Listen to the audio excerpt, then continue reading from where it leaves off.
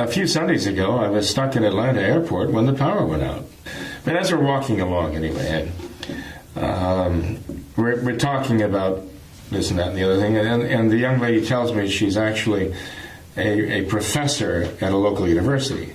And I was surprised because she seemed so very young, you know. But, and she was calling me father, so I asked her, well, are you Catholic? And she said, well, no, actually, I'm an atheist. And I said, well, that would have been my next question. She said, really? I said, well, yeah, I've encountered enough young female professionals who have turned to atheism for whatever reason that I would have suspected if you weren't Catholic that you might be an atheist.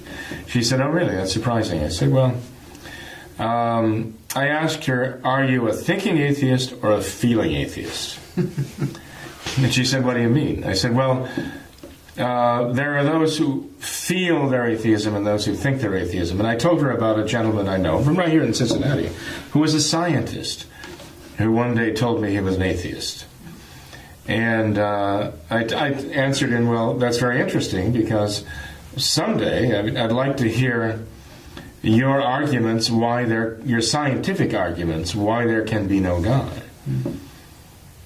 He looked at me very puzzled and he said, I don't know what you're talking about.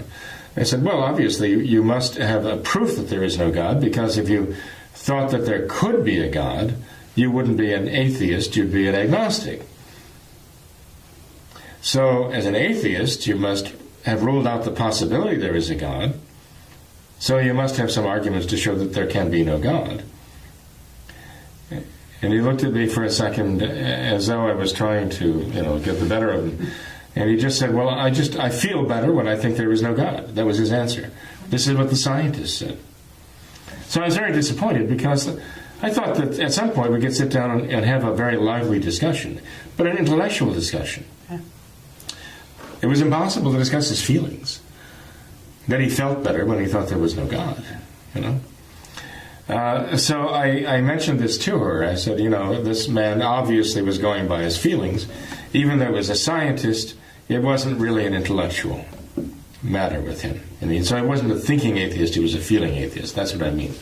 Well, she assured me that she was a thinking atheist. And then, sure enough, within a matter of a few sentences, I feel this, and I feel that, and I feel the other thing. It was all about our feelings, So I said, well, don't you believe that we have souls? You have students, and you grew up in a family with parents and children, siblings of your own. Don't you really think we have souls? She said, oh, yes, I believe we do have souls. I said, well, that's kind of curious, because how do we have souls without God to create them? She said, well, I feel that we create our own souls. That's scary. So I said, well, that's kind of an interesting hypothesis here. We create our own. How do we create our own souls? I was trying not to sound condescending, I just was trying to think this through, not feel it through, but think it through. I said, how do we create our own souls? So she said, well, by thinking. By thinking, we actually create our own souls. So I thought, oh, there you go. Existentialism, that's the Existentialism Express, okay? This is what they're getting, this is what all the kids are getting at the college now. Create your own self by your own thought, or feelings, even better. So I made a very, very bold assertion to her. I said, well, thinking actually requires the soul. There has to be a soul to begin with to think. So you can't create your soul by thinking, because if you're thinking, the very act of thinking presupposes there is a soul to think. And she looked at me as though I was trying to trick her. As though I was trying to trick her by some legerdemain, sleight of hand, errant little bit of logic in there. And so she said she just wanted to eliminate the middleman. That's God, I guess.